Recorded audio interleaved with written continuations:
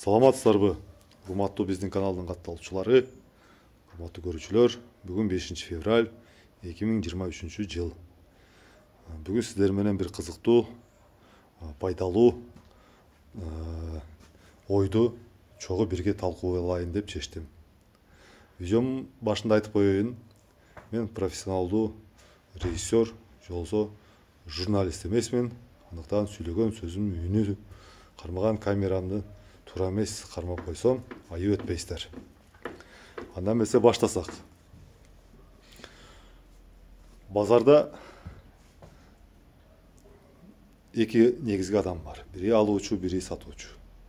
Сатуучу айтат, мал арзан дейт, алуучу айтат, мал кымбат дейт. Бирок ошол малдын баасын ким аныктайт? Алуучубу, сатуучубу? Ошону бирге талкуулап көрсөк. Биздин каналды катталуучулар билесиздер, биз ар бир жазылган комментарийга, ой пикирге өзүбүздүн жообузду калтырабыз. Жандуу канал кылганга аракет кылабыз. Бул сапардагы өз ой пикир, сунуш пикирлеринизди жазыңыздар, чогуу ортого талкуулайлы.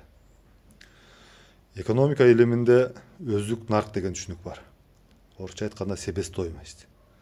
Бул малбы, бул азык түлүкпү, жер жемишпи, буюмбу, курулуш материалбы, ар бир нерсенин, өндүрүлгөн нерсенин өздүк наркы болот. Анын сыңары кородогу малдын дагы өздүк наркы болот. Биз ошо 4 түлүк малдын ичинен жылкыны алып көрөлү. Жылкы баласы башка малдардан бир топ өзгөчөлүктөрү бар. Анын бири 11 ай курсакта көтөрөт кулунду. Адан тышкары башка малдарга салыштырмалуу ошол кулун берүүсү жылкыныкы кооптуураак. Кулун салып коет, кысыр калып калат, кулун өлүп калат. Айтор башка уй, кой, эчкиге салыштырмалуу жылкыдан кулун алуу бир аз татаалыраак. Ошол кулунду тууй турган бээ бүгүнкү күндө бизде орточо баасы, чарба бээнин баасы бооз 150 000 сомдун тегерегинде турат. Андан арзаны бар, кымбаты бар. Орточо бооз бээ бүгүнкү күндө жаз мезгилин келем деп калды, 150 000 сом турат.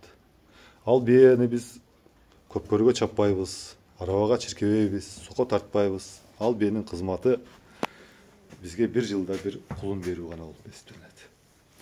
Андыктан ошол жаңы туулган кулун ошол бээнин өздүк наркынан 20% турат деп мен ойлойм. Балким бирөөңөр 10% түзөт дейсиңер, балким 30%, мен 20% эсептеп көрөйүн дедим. Бул 150 000 сом болгондо 30 000 сомду түзөт. Жаңы туулган кулундун өздүк наркы 30 000 сом. Ал кулун энеси менен 8 ай, 7 ай жайытта жүрөт. Жайыт акысы жылкычыга биз 1000 сомдон төлөйбүз. 7 ай болгондо бул 7 000 сом. Бу дагы өздүк наркка кошулат. Күздүндө, ноябрь айларында биз энесинен ажыратып бөлүп алабыз жабагы кезинде. Бөлүп алып, жазга чейин 5 айга колго кармайбыз. 5 ай бул 150 күн. 150 күндө бир тай орточо жарым түк чөп жейт. Чөптүн орточо баасы 200 сом. Ошондо жарым түк чөбүңүз бул 5 айда 75 түк чөп жейт. Баасы 15 000 сом болот. Адан тышкары орточо 1 килограммдан жем беребиз. Адам көп бергени бар, аз бергени бар, орточо 1 килограмм. 150 күндө 1 килограммдан болгондо 150 килограмм жем жейт, же болбосо 3 кап жем. Жем дагы ар кандай баада. Эң арзанын алайлы, бул тартылган арпа бүгүнкү күндө 22 сом, 20 сом деп алайлы. Бул болсо 3000 сомду түзөт. Адан тышкары дары-дармектер беребиз буга, ишеги курттарын дарылайбыз. Орточо эң минималдуу болду дегенде эле 500 сом дары-дармегине кетет. Ошону менен бирге баасы өздік нарқы 55 мың сом болады екен. Адан тышкары біз бұл жылқыны 5 ай қолға қармайбыз. Шөп беребіз,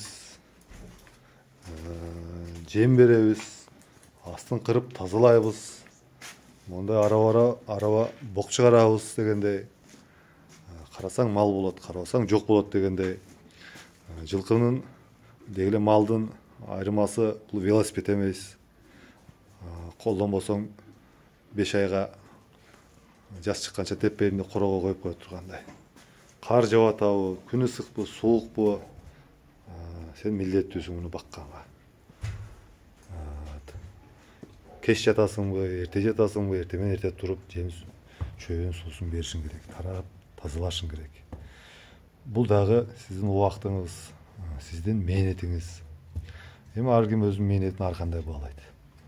Мисалы, ушул тайды коштаңга айтып бай, баланча, сен ушул малымды 3 мал чөбүн берип, сусын берип, астын тазалап турчу.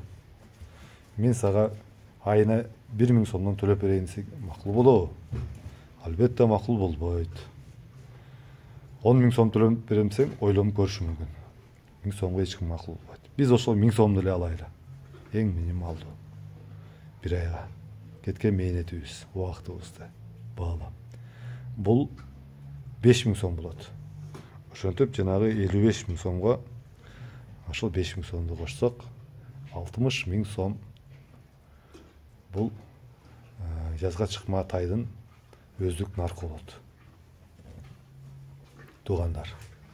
Анан үстүнөн пайда көрөм дейсиңер да. Жөндөй эле 5 ай бою багып, эмгек кылып, анан карматып бербейсиң да. Негизи малды пайда көрөйүн деп сүтүн сагып ичейин, семиртип союп жейин, мингиш кылып минейин деп ар бир адам пайда үчүн багат. Анан үстүнө өзүңүздөрдүн пайдаңыздарды нысапыңыздарга жараша кое бересиздер. Ошентип жылкынын баасы пайда болот. Биз бүгүн орточо гана өздүк наркын, чарба малдын наркын эсептедик. Эгерде асыл тукум болсо, бул айгырга койгон уругунан баштап, азыр жакшы айгырлар $1000 чейин азыр акыга коюшат. Биз жөн гана чарба малдын баасын эсептедик. 60 мың сом орточо болду. Бул менин эсебим. Бул дүкөндөгү пресс-курантмен коюлган баа эмес. Сиздер да өзүңүздөрдүн ой пикириңиздерди сунушуңуздар жазыңыздар. Сатуучулар айтышы мүмкүн, сен арзан эсептеп сала атасың деп. Алуучулар айтышы мүмкүн, каяктагы асмандагы бааны коюп атасың, кымбат эсептеп салдың деши мүмкүн. Ошону бир талкуулап көрөлү туугандар. Негизи ар бир адам өзүнүн мээнетин баалап билиш керек. Бул мал багуу абдан азаптуу, абдан түшүктүү нерсе. Ошол алган 60 мың сом менен базарга барып эмне кылып аласың? Жаратылуу кийим албайсың, жаратылуу азык түлүк, буюм албайсың. Үйүңдөгү балаңа телефон алып берейин десең, 60 мыңга жөндүү телефон албайсың азыркы күндө. Андыктан туугандар, мал баккан кишилердин дагы мээнетин алдыгылар ойлоп коюшубуз мүмкүн. Ойлоп коюшубуз керек. Мал баккан кишилер дагы нысапка карап, асмандагы бааны айтпай, ошол жанагы кеткен чыгымды эсептеп, анан үстүнө өзүңүздөрдүн кичинекей пайдаңыздарды кошуп сатсаңыздар, ошол жугумдуу болот деп ойлойм, туугандар. Бул менин кыскача оюм болду, туугандар. Сак саламатта болуңуздар. Ой пикир, сын пикирлериңиздерди жазыңыздар. Кайрадан эфир аркылуу жолугушканча жакшы туруңуздар, туугандар.